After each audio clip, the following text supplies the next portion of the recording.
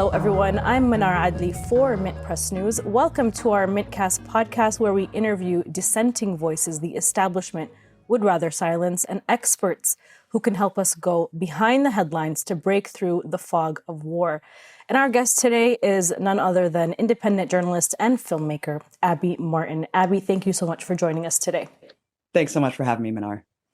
Always a pleasure. I've had a bit of a hiatus here getting the podcast going as I was recovering from a concussion from a car accident. So thank you to everyone who's joining us today for this podcast. A lot has happened in the last 3 weeks. And one of the things that has been building up is the U.S. military trying to find some justification to increase its attack on Cuba.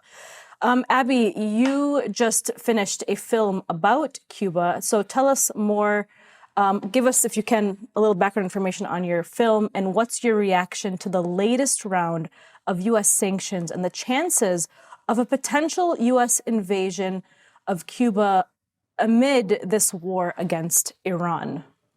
My God, where do we start, Mnar?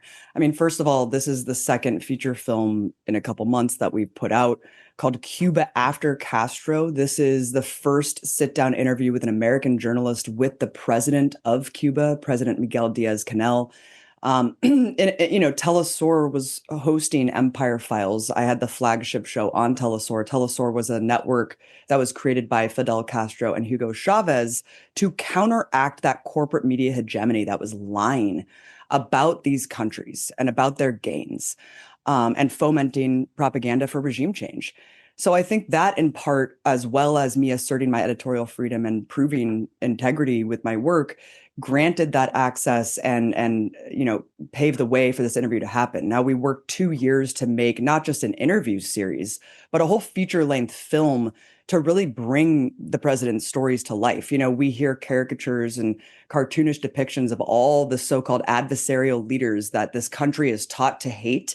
And so it's about time that we hear from these people themselves at length with their own context instead of sound bites that are purposefully fed to us that try to paint these people in the worst possible light with no context at all about why their countries are the way they are. So this movie is very crucial to give us the contextual understanding about why Cuba is in such dire straits. Now, you ask, what is my reaction to what Trump is doing today? This is an insane. This is insane. I mean, Cuba doesn't have oil, right? Like Venezuela, the largest oil reserves in the world, Iran, the third largest in the world, which has explicitly said is about oil, pillaging and plundering the natural resources. Cuba is just about a Cold War grudge. Cuba's a beacon. It's a symbol of defiance for the rest of the world. It's a country that hasn't bowed down to the dictates of U.S. capitalism, of U.S. imperialism for 70 years. And that's why you've had a 70-year sustained campaign of suffocating, asphyxiating sanctions, which is basically called just el bloqueo in Cuban society. And of course, Obama tried to normalize this and lift this horrific policy. But what did we see? We see Trump get in, slap hundreds of more sanctions, add Cuba to the state sponsor of terrorist list. And of course, what that does, Mnar, is it makes countries not want to trade with Cuba. It makes countries that even are not even friends with the US, like Russia and China, not want to risk tariffs and sanctions from the US military empire that is threatening the world and holding it hostage at the barrel of a nuclear armed gun. So this is where we're at. We're in a law of the jungle, complete lawless barbarism, where all these European leaders are laying down, allowing this to happen and waiting daily for the Trump administration to do God knows what, bomb Cuba, kidnap and black bag President Diaz-Canel like they did Maduro. And who's going to stop them? In order to install regime change in Cuba, you're going to need to basically instate like a Pinochet style dictatorship, because you can't just erase the gains of the Cuban Revolution, and you cannot erase the revolutionaries that live there on this island, which there are millions, Mnar. It's horrific what the Trump administration is doing as they're escalating their sanctions regimes and their wars across the world. But, you did something a little bit different. You actually sat down in this film with President Miguel Diaz-Canel. Tell us more about that, because like you said, the Western corporate media has painted Cuba to be a certain way, has painted their leaders to be a certain way. I mean, what What did you find out? How was sitting down with Miguel Diaz-Canel? I mean, it was fascinating, Mnar. I kept thinking, would a U.S. official, I'm not just talking about a president. I mean, good God, Trump is enclosed with bulletproof glass. Like he goes out there in like a Pope mobile. I mean, can you imagine Donald Trump, J.D. Vance, any of these lunatics, these genocidal maniacs going out in the middle of the streets with the masses of people? Can you imagine for a second? They would be murdered. They would be mauled because people are going at these billionaires with pitchforks because of our material reality is so far removed from the ruling class. In Cuba, they are literally one with the people. You have the president out there in these huge mass gatherings, thousands of people. And you saw the same with Fidel Castro. I mean, he didn't even wear a bulletproof vest. He was out there receiving criticism, right? Going out there with bared chests, facing down the public that we are told that they have some sort of dictatorial control over, right? That there's this military police state, that they can't do anything in Cuba. Well, it's actually completely opposite to that. You see these assets, these federal assets, like Nick Shirley, this little propagandist who's just kind of, like boosted out there to try to placate or to try to propagandize the American public and sow the seeds for whatever's going to happen next. And you saw him ushered into Cuba lying out of his teeth, saying, "Oh, I'm getting followed. I can't talk to anyone. They're going to arrest and kidnap me for filming." No one cares. Literally, no one cares. Go to Cuba, go with a camera, talk to anyone you want. It is completely the opposite of what we were told in American society. And I think another thing that was really fascinating, other than just kind of the vulnerability and honesty from the Cuban leadership, is the fact that these kind of concepts that we're told are the pillars of propaganda that underpin the sanctions regime, lack of democracy, lack of free press. I confront him about these issues. He didn't ask for questions in advance. You would never be able to ask hard questions to any U.S. official. It would all be curated. It's all access journalism. You know exactly what you're going to get. But there, I was able to ask him extremely hard questions, and he kind of flipped these concepts on his head or on their heads. And he basically just like reframed, what is democracy? Do we have democracy? Do we have free press? What does that mean? And it's just really interesting because it's a different value system. And so I really wanted Westerners, specifically Americans, because we are the ones who have the privilege and duty to rid this criminal sanctions regime and free the Cuban people, truly. But I really wanted them to kind of understand the context and have the Cuban leader himself explain these things in his own words and explain why Cuba is the way it is out of necessity. Yeah. Because it's lived under the boot of this horrific regime, its terrorist island neighbor for so long. Absolutely. And you talk about how, Cuba's president is out and about with the people, one with the people. And that's what we've seen in Venezuela. The same thing. When I went to Venezuela, the foreign minister and many of the politicians were just walking in the streets with the people, marching with the people. Same thing in Iran. We've seen the images of, the president and so many other political leaders at the highest levels walking amongst the people, one with the people. It's the common theme, yet Western corporate media has painted it in such a way that these governments are dictatorships and their people want to overthrow their governments. And yet we are ruled here in the United States by Trump and the tech bros. He's surrounded by not just war hawks, the traditional war hawks and the Bush era war hawks, but he's surrounded by this swamp of AI tech bros in key positions that are actually fueling these wars for not just oil and gas, but for actual minerals. And you've written a lot about this. You've documented this in your documentaries. Can you tell us more about this?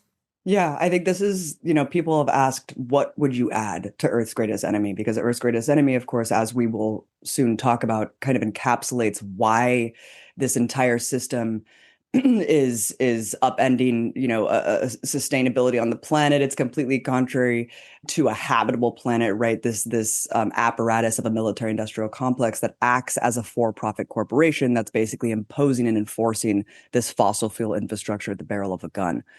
What is most fascinating about what has emerged in Trump 2.0 is the technocratic elite folding into the administration and openly embracing the infrastructure which they are obviously building and profiting off of genocide, surveillance, and all the like. I mean, the police technology, everything, flat cameras. I mean, it all goes back to this panopticon ruled by the technocratic elite that are also curating our reality, telling us what is the truth, right? This inverted notion of black is white, up is down, genocide is not genocide. Don't believe your lying eyes. Believe what we tell you through the algorithms, Mnar. You know, back in 2016, you saw the Google CEO basically protesting the Muslim ban at the San Francisco airport. You saw Mark Zuckerberg engage in this fake lawsuit against Trump for false news.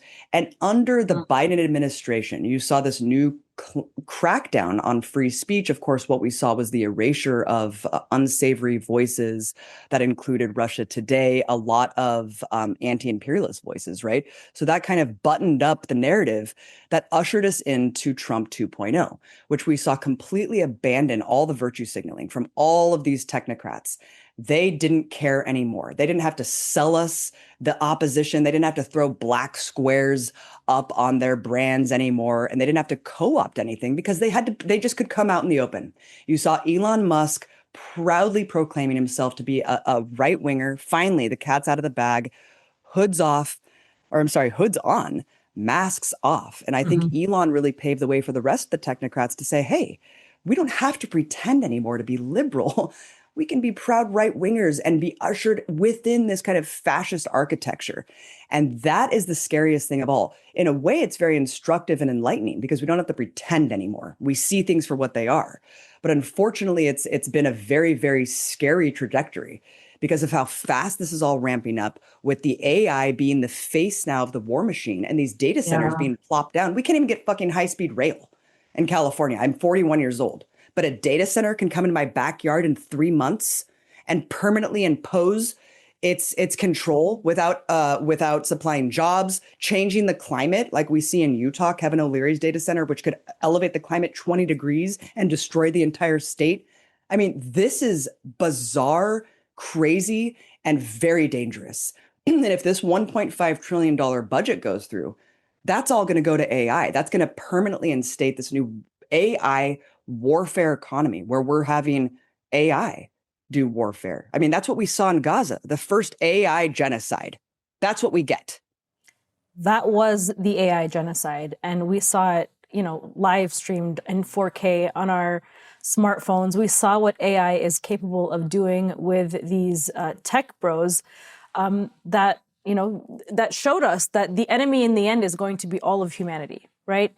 And with these AI data centers that are being built in our communities, I think a lot of people don't realize that, for a long time, we thought, not me, of course, or you, but many in the public were bamboozled and fooled that surveillance was over, right? After the NSA Trove documents came out and the government just said, oh, we're done. We closed that down. We're done spying on everybody. But clearly that hasn't ended. And so these aren't just AI data centers. These are like surveillance centers. They're fueling the surveillance of the American public and the world over, of course. And what's really interesting is that people are pushing back. And I believe it was like Fox News a couple of weeks ago, they put this big, investigation that all of the people that were pushing back against the data centers were being funded by Chinese China. Agents. Yeah, they're Chinese agents. just so much propaganda. But really, it's the average American. Talk about the communities that are pushing back against the AI data centers. Yeah, and I think it's important to kind of just assess the mindset, the ideology of these technocrats. I mean, they really think that human beings are vermin. We are like the scum on their shoe. They don't care. I mean, they do want to cull the earth. We are kind of an inconvenience to their end vision of this synchronicity. I mean, I don't know what the hell Elon Musk, I mean, they think they're gods. They think they're gods. They think that they're superior than the average human being. And that's exactly why you see their kind of attitude, the superiority complex, where they don't even really need to pretend. I mean, they don't need to placate us anymore. You see the way that Sam Altman speaks. You see the way that, Alex Karp speaks. It's terrifying. It actually is terrifying because they're so brutally honest. Yeah, they are. And, the data centers are a perfect example of this kind of big tent that is a winnable fight because we've been hoodwinked for so long, as incorporating the defense industry as like the backbone of the American economy. Like we are literally built on a permanent war economy, and the whole country is built as a for-profit corporation. It's basically defense contractors in suits propping up the politicians. And so that, it's what's amazing to me about the data centers, they can't even use that argument. Like it really does nothing for Americans' material conditions. And it's only because of this unregulated fire sale. It's Trump is the chaos president. And so all of these pariahs and all of these corrupt oligarchs are just attaching their agendas to Trump, knowing that they can barrel anything through at this moment in time. And so you have the Zionists, you have the Miami lobby, the Marco Rubios, you have the AI technocrats who are saying, we need the data centers and we need them now. Roll them through this year. And that's what Trump is doing. Project Stargate, the 1.5 trillion. I mean, all of it is happening because they know they have the most political capital than they ever will. It's kind of similar to Israel and the Greater Israel Project. They're hitting it, and they're hitting it now because they don't know where it's going to go in 5-10 years. But they know that Trump is their golden ticket right now to change the entire landscape of the country. But to your point, people are completely waking up. They're realizing this is an environmental issue. This is a labor issue. This is a war issue. This is a morality issue. Do we want these massive surveillance centers in our backyard that are running on diesel generators that are causing lung cancer, God knows what illnesses that people are already breathing in this black air just to say, hey, Grok, is the earth flat? Hey, Grok, hey, Gemini, is Iran 6 weeks away from getting a nuke? I mean, literally the confirmation bias of having to use AI to tell us what we should know. We need to be critical media literate. Like we need critical media literacy. We don't just need to default to AI that's fed by the same tech bros who are curating our reality for a very specific purpose, to gaslight us, to put us in the dark. And we're going to revert back to these people's technologies to do a confirmation bias about our reality. Hey, Grok, why is the sky blue? I mean, it is insane. It is insane to give up all of our power and our environmental safety for these maniacs. And some of them don't even live here. Kevin O'Leary is a Canadian. He's going to destroy one of the most beautiful states in the country to run this monstrosity twice the size of Manhattan. My God. And they take clean water. So good God. And the thing is, no one wants these things. Half the data centers in the country have already been stopped. Just this year, all of the data center projects, once they find out about them, I mean, I don't know what's going on at a granular level about the bribery that's happening on local city councils that are just greenlighting these things without public input. But when there is some sort of democratic say, people are showing up in mass and saying, we don't want these things. Of course, they're called Chinese agents from Fox News, but we know who they really are. They're average people. They're people who just want to preserve their environment. They want clean water and clean air. We survived without AI for a long time.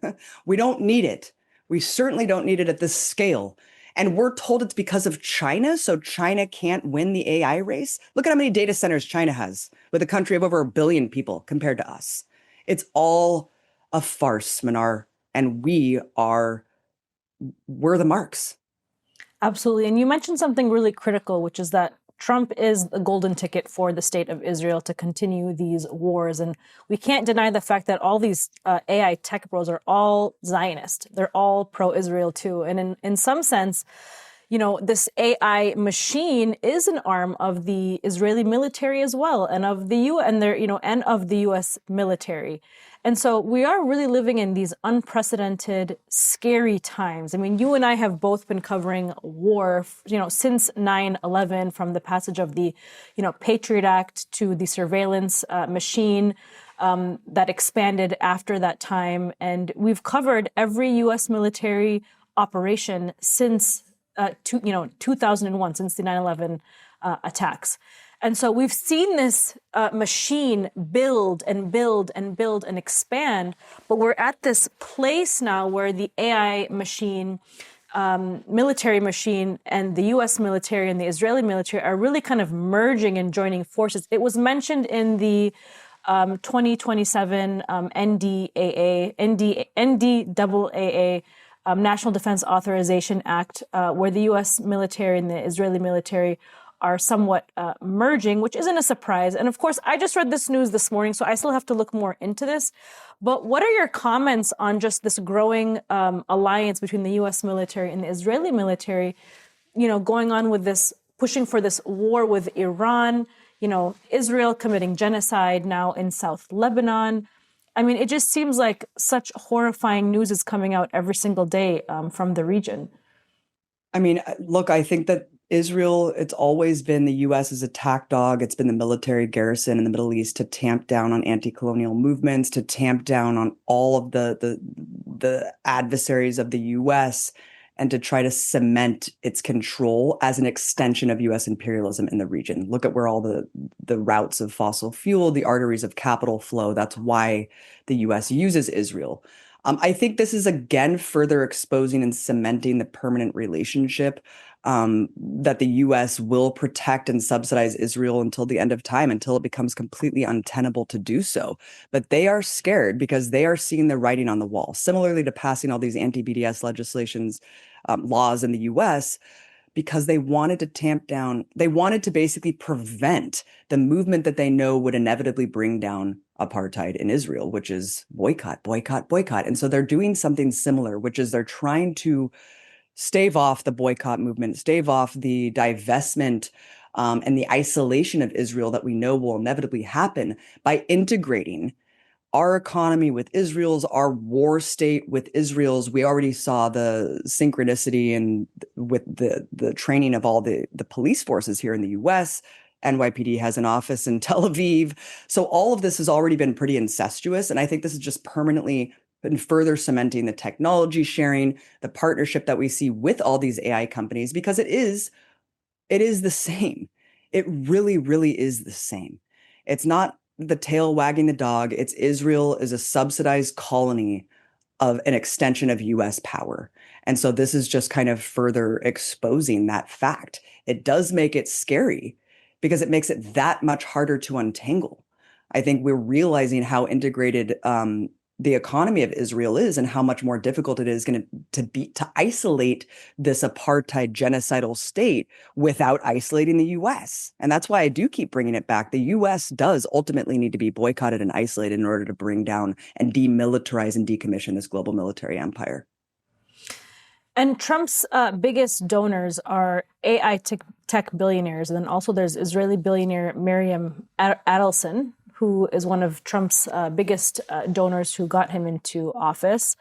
And one of the people that has been a great influence on Trump is Jared Kushner, pushing for the normalization of Israel with the Gulf Arab states and other Arab states in the region.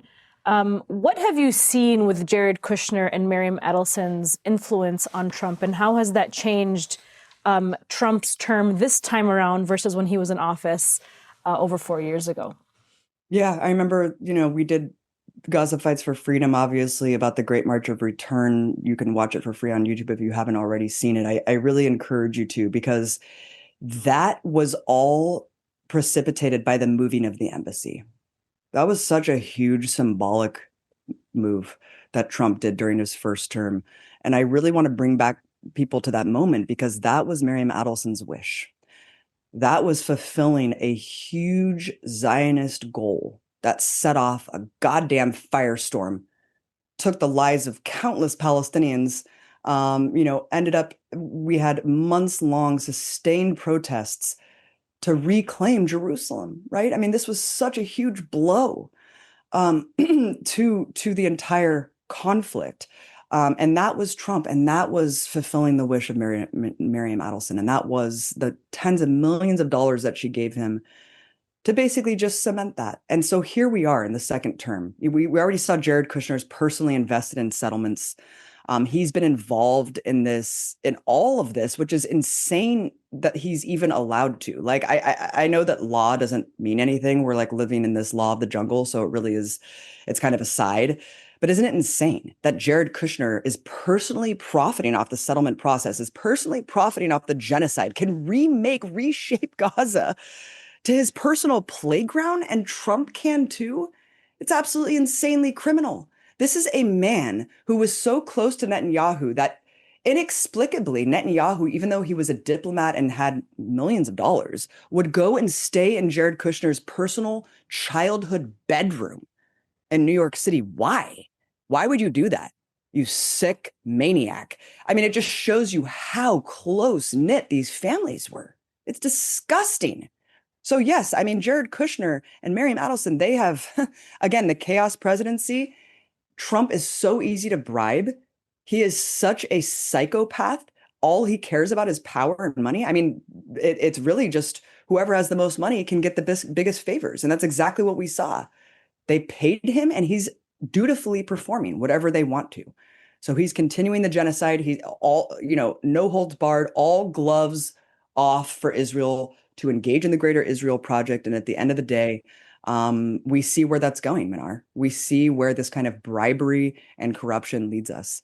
And what's most shocking to me is not necessarily what's happening here, because we know who Trump is. We know who these people are. The rest of the world allowing it to happen. The rest of the world allowing it to happen and pretending that they're still guided by some sort of liberalism. It's appalling. Well, and speaking of, this is not what democracy looks like. Israel lobbies or, billionaires being able to just pay whatever they want and get the results that they want. And speaking of the Israel lobby and Miriam Adelson and just what does democracy look like, we are speaking in the wake of the historic primary of Thomas Massie. And, love him or hate him, he's a Republican congressman who fought against the Iran war, aid to Israel, and for the release of the Epstein files. And Adelson and Adelson and co. spent billions of dollars trying to unseat him. What does this say about U.S. politics? We don't have we haven't had a democracy. It's just such a joke. I mean, I think that Gaza changed the world for so many reasons. Gaza changed this country forever. It forever changed the way that Americans perceive our political leaders, the way Americans perceive the establishment press. They're never going to be believed anymore. The detachment from the ruling class and what Americans think and believe and desire couldn't be further. The schism continues to widen. And so, when Citizens United passed, I don't think anyone really could see how bad it would get and how quickly. The billion-dollar dog and pony show, the complete capture of all of our democratic institutions. I mean, eroding more and more. I just read that a local newspaper closes every single week. Two of them, actually. Two local newspapers close every single week. This is what's happening. This is the result of billionaires, parasitic billionaires eating every last vestige of democratic sanity and institutional sanity in this country. There's no semblance of any democracy whatsoever. We have super PACs investing tens of millions of dollars. Every single congressional and Senate race, we see a record-breaking investment from organizations like AIPAC or other super PACs. And this is what we get, Mnar. We get dutiful politicians who basically just do the bidding of defense contractors, Zionism, imperialism, billionaires, and that's it. That's what we get. Thomas Massie was one of the last gasps. He was kind of like a Ron Paul. I mean, these people are few and far between, and they're getting kicked out every cycle. We're not seeing the opposite happen, where people are using electoralism as a vehicle to push progressive voices. And no, the opposite is happening, because that's how much power money has in the system. When money can outweigh a person's voice 1,000,000 to 1, what chance do we have? We can't keep getting hoodwinked into this notion of electoralism as the end-all be-all. It's simply not going to work anymore. If Kamala Harris and Joe Biden did not expose the complete bankrupt, feckless nature of the Democratic Party and how it's a useless vehicle for our gains, I don't know what to say. We have to start working outside of this. We have to start building a power block that's going to force these parasites to bow down to our demands. And that looks like organization and mass, education and mass outside of the vehicle of the Democratic Party. It has to, Mnar, because what Thomas Massie revealed, I think, is an overinflation of this current of anti-war politics in the right-wing trajectory, this MAGA base that is apparently attracted to anti-war politics, where are they? We need them. We need them. Because right now, all that's speaking and materializing is APAC dollars and APAC voices. And so this is a huge problem. And I think it just further shows us that we are in dire straits, Mnar, and voting is not going to get us out of this. Well, and I was going to talk about that next is, I don't think voting is really the place where change is going to take place in this country, considering that the billionaires and these super PACs control the electoral outcome. I mean, I am one, as an independent journalist here, an independent journalist, who believes that supporting independent journalism is one of the avenues that we can keep the education, the critical thinking alive in this country. Of course, the walls are caving in with all the algorithmic changes and the control over the free flow of information. But are you optimistic about the future of people-powered movements, and where do you see that kind of moving forward as we stand up to this Goliath of a U.S. military and Israeli military machine? I think this is why we do what we do, Mnar. This is why you and I are such close allies and stand in solidarity with each other, because we know how rare our voices are. And of course, there's a saturation there's an inundation of bad information, bad voices out there. And let's face it, I mean, there is a huge problem with this influx of kind of propagandists and alternative media too, because of the over-competitive nature of chasing the algorithm and over-sensationalizing and over-hyping the news. That's true. You and I have been consistent, and I think that is why people continue to go to Empire Files and MintPress News, because of our credibility and work over the decades following these stories. Of course, the walls are closing in. There is no money. There's no billionaire who's going to come save the day. It really is up to people who want to see this kind of news continue, who want to support voices like ours, who see the value in it. And that's why we do what we do, Mnar. We don't do this for accolades. We don't do it to get awards. We do it because someone has to, and someone has to do it right. And not many people are, unfortunately, because it's unmarketable in capitalism to do so. And so we'll keep doing the work. That's why I spent 5 years doing a feature film. It wasn't to make money. It's not to get on Netflix. It's to educate people. It's to give us a fighting chance, because we believe in critical media literacy. We understand the power of media. It can change people's minds. It can change the world. It changed my mind. It made me want to become an advocacy journalist and fight for the issues that I care about and be honest about my bias. And that's why I do what I do. That's why I've always done what I do, because I believe in the power of our work, Mnar. And I think we're living in a very unique moment, even though it's dystopian and terrifying and can feel paralyzing because of how big, you mentioned it's gargantuan. Earth's Greatest Enemy, if people can watch the movie, which is up right now on earthsgreatestenemy.com, you can see the totality of the situation and how everything's connected, and it makes it seem insurmountable. But at the same time, we have to look at the sustained activism, the burgeoning explosion of consciousness around the world, going back to that foundational understanding of US imperialism, how we are all connected, how you and I are the same exact person as the child living in the rubble in Gaza, trying to get water for his family. We are the exact same. And as soon as we understand that, the sooner we'll be better off, the sooner we can organize accordingly and effectively with anti-imperialism as our guide, without throwing the global South under the bus, without believing this notion of that we have the ordained right to dictate other people's futures and destiny. No, we're subjugating the planet. We need to free ourselves, but it goes back with freeing our mind first, Mnar. It is terrifying. I'm not going to lie. I'm scared, but I'm also excited. I'm excited at the fact that history can change so quickly. Yeah. It just takes 5%. 5%. That's all we need. We need to wake up. And when we do, it's a wave that's going to be unstoppable. And we can change it. That's why the duty and privilege and power really comes back down to Americans. And so it's a beautiful thing. We're lucky. We're lucky to have it. And so we better fucking act on it. Because if people in Gaza are having babies every day because they believe in the resilience of the future and to carry on their legacy and life and love, how dare we not do everything that we can in our power to fight. We have children, Mnar. We're not going to stop fighting. And I encourage everyone to join us because that is what life is all about, is joining something bigger than you and fighting for something bigger than us.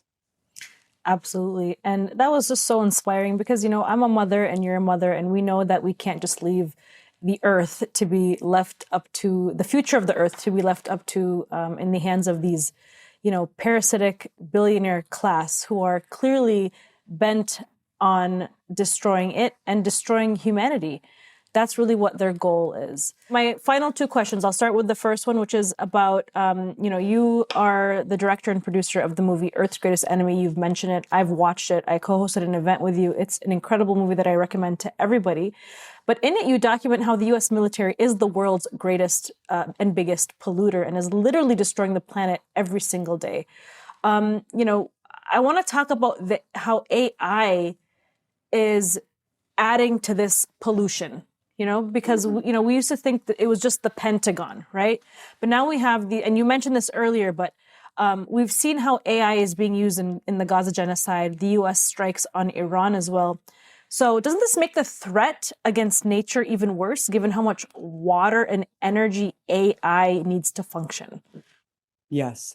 That point that we hear often, that the US military is the world's largest polluter, that's just their oil purchases on paper. We're not talking about the extraction of rare earth minerals to feed the life cycle of all the weapons production and shipment, and the shipment of all the arsenal, right? And the maintenance of the arsenal, the cleaning of the engine parts, the dumping of toxic pollution into the open atmosphere every day just to keep these engines mission ready to fly around in pointless patrols. Then you extrapolate that out and look at war itself. Look at war itself, the intentional targeting of the oil infrastructure in Iran, the ecocide in Gaza. Then you extrapolate that out and look at the proxy forces that we're upholding, the fronts for US power, NATO, right? All this machinery forcing NATO members to buy into 5% to make them in slaves to US weapons contractors. And then you zoom out and you're like, oh my God, why is Russia and China building up their arsenal? Because of a response to the US belligerence and arrogance and threats. And then, of course, Mnar, as you mentioned, then we go out and we say, oh my God, now all of tech, right? All of tech is now folded into the war machine. This is something that we've seen in the last year really solidify the destruction, power, and danger. Now that we have AI as the face of the war machine, the pollution, the environmental destruction is tenfold. The amount of clean water. We already saw that we're going to go to war for water. We know that this is the last resource. You can't replicate that, right? Once we're out of clean water, we're gone. And that's what AI takes. That's what AI takes.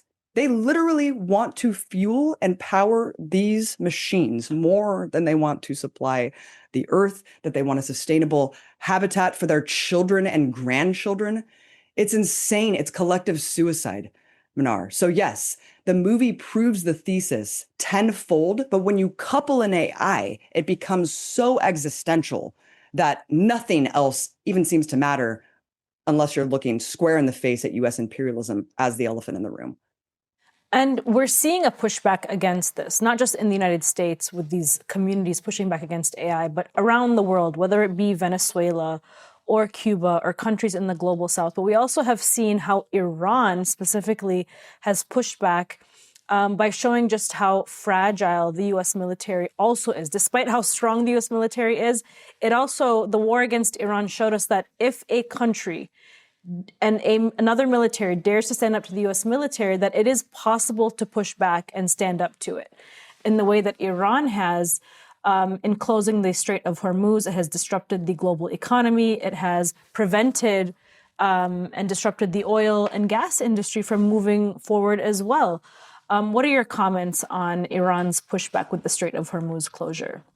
I think it shows you that you can bring the US empire to its knees without even firing a single bullet. You can economically wield anything you want because the US it's a paper tiger. All it has is its military might. But if you can shut down the economy, the US has nothing. The US can't do anything. And that's what we saw. It was extremely strategically ingenious what Iran did. And the thing is, the US always knew that it had that card on the table.